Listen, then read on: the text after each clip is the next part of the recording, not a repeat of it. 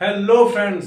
तो स्वागत है आपका हमारी यूट्यूब क्लासेस में। तो आज हम 11th क्लास की केमिस्ट्री का बहुत ही इंपॉर्टेंट टॉपिक केवल 5 मिनट में क्लियर करने जा रहे हैं, जिसका नाम है हाइब्रिडाइजेशन। हाइब्रिडाइजेशन के ऊपर बहुत सारे सवाल पूछे जाते हैं, तो चलिए आज उस कंसेप्ट को क्लियर करते हैं। देखिए, हाइब्रिडाइजेशन में होता क्या है कि orbital of almost similar energies combined to form hybrid orbital, यानी कि सिमिलर एनर्जी के ऑर्बिटल ही एक हाइब्रिड ऑर्बिटल को बनाते हैं। ठीक है, तो इसमें क्या होता है, किसी भी मॉलिक्यूल की अगर हाइब्रिडाइजेशन अगर आपको निकालनी है तो एक सिंपल सा फॉर्मूला आपको पता होगा, तो आप उसकी हाइब्रिडाइजेशन निकाल सकते हैं आसानी से। ठीक है, तो आपको क्या करना है, जैसे हमको पता है इसका फॉर्मूला होता है steric number. Steric number equal to lone pair plus bond atom. ठीक है, अगर आपको ये फॉर्मूला पता है तो बस हाइब्रिडाइजेशन आपने निकाल दी है, समझ लो। तो इसमें स्टेरिक नंबर के ऊपर ही सब चीज डिपेंड करती है। अगर किसी भी मॉलिक्यूल की स्टेरिक नंबर अगर जैसे 2 है तो उसकी हाइब्रिडाइजेशन होगी sp, एंड हाइब्रिडाइजेशन sp है तो उसकी शेप क्या होगी, लीनियर। लीनियर शेप है, देन एंगल उसका क्या होगा, 180 डिग्री। ठीक है, इसी प्रकार किसी की 3 है तो sp2 linear, trigonal, planar and angle 120 degree.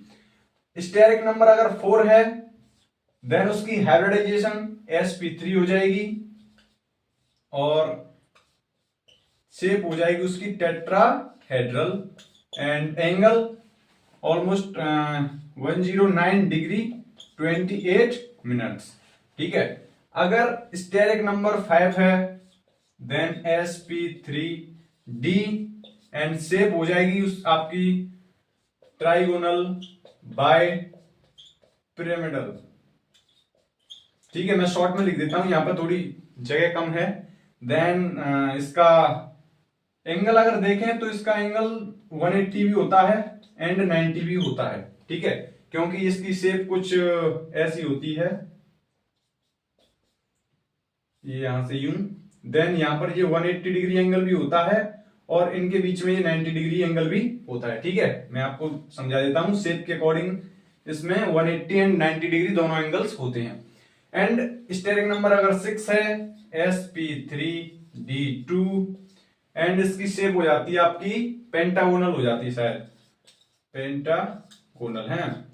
Then इसमें एंगल, इसमें क्या होता है, आप इजीली किसी भी मॉलिक्यूल का एंगल निकाल सकते हैं। जैसे पेंटागोनल है तो 360 डिवाइडेड बाय 5 देन 72 डिग्री के समथिंग आता है इसका एंगल। ठीक है, तो इस प्रकार से अगर आपको स्टेरिक नंबर पता है तो आप किसी भी मॉलिक्यूल की हाइब्रिडाइजेशन इजीली आप निकाल सकते हो।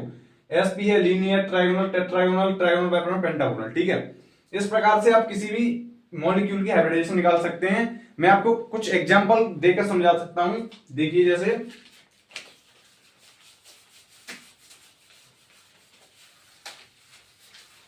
जैसे मैंने यहां पर H2O एग्जांपल के तौर पर मैंने यहां पर आपका H2O मॉलिक्यूल लिया। ठीक है, H2O मॉलिक्यूल में मेरे को पता है ऑक्सीजन के वैलेंस शेल में 6 इलेक्ट्रॉन्स होते हैं। यहां पर ऑक्सीजन से 2 हाइड्रोजन जुड़े हुए हैं। देन मैं इसको इस प्रकार से बना सकता हूं, हाइड्रोजन हाइड्रोजन। मुझको पता है ऑक्सीजन के वैलेंस शेल में 6 इलेक्ट्रॉन्स होते हैं, जिन्हें मैं इस प्रकार से डिनोट करके आपको दिखा देता हूं, 1 2 3 4 5 6। ठीक है, तो इसमें से एंड हाइड्रोजन के वैलेंस शेल में केवल 1 इलेक्ट्रॉन होता है, एक। अब इसको तो अपना डुप्लेट कंप्लीट करना है, इसको अपना ऑक्टेट कंप्लीट करना है, तो इसको अपना ऑक्टेट कंप्लीट करने के लिए 2 इलेक्ट्रॉन की नीड है। ठीक है, एंड इसको 1 इलेक्ट्रॉन की नीड है। इसी प्रकार इसको भी 1 ही इलेक्ट्रॉन चाहिए जिससे इसका डुप्लेट कंप्लीट हो सके एंड ये स्टेबल हो सके। तो यहां पर जब ये इसके साथ अपना एक बॉन्ड शेयर कर लेता है तो इसके पास भी एक बॉन्ड आया, यहां पर 1 इलेक्ट्रॉन इसके पास आ जाता है तो इसका डुप्लेट कंप्लीट। एंड इसी प्रकार यहां पर इससे बॉन्ड बना लेता है तो इसका भी डुप्लेट कंप्लीट हो जाता है, और एक एक इलेक्ट्रॉन से शेयरिंग करने के बाद ऑक्सीजन का भी ऑक्टेट कंप्लीट हो जाता है, जिससे कंप्लीटली ये स्टेबल मॉलिक्यूल बन जाता है। अब यहां पर हमको ये देखना है कि हमको हाइब्रिडाइजेशन निकालने के लिए क्या चाहिए होता है, आपको चाहिए lone pair and bond atom. ठीक है, तो यहां पर बॉन्ड एटम स्टेरिक नंबर बराबर जैसे लोन पेयर निकालने हैं, तो यहां पर लोन पेयर कितनी है, लोन पेयर आपने देखा एक, एंड इसको मैं यहां पर बना दूं तो दो।